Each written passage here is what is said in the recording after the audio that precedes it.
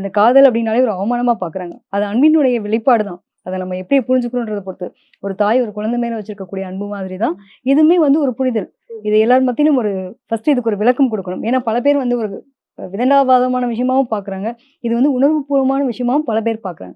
So அன்பான ஒரு சொல் அப்படிங்கிறத புரிஞ்சுக்கிட்டாங்கன்னா, குடும்பம்ன்ற ஒரு அழகான வாழ்க்கைக்கு காதல் அப்படிங்கிற ஒரு அன்புக்கான ஒரு நிலை இருந்தா மட்டும் தான் அந்த குடும்பம் சுபிட்சமா இருக்கும்ன்றத சொல்லி ஆரம்பிக்கலாம். இப்ப எல்லாருக்குமே ஒரு டவுட் இருக்கும். ஏன்டா நம்மளுக்கு மட்டும் காதல் வந்துட்டு சக்சஸே ஆக மாட்டேங்குது.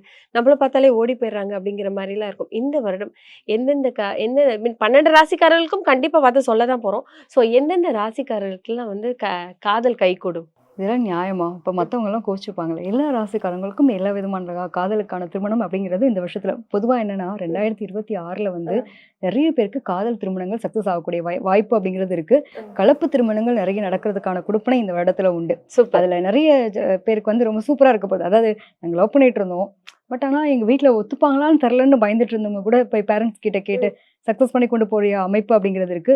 நம்ம இந்த வட்டம் 12 ராசிக்கும் டீட்டெயிலா பார்க்கலாம்.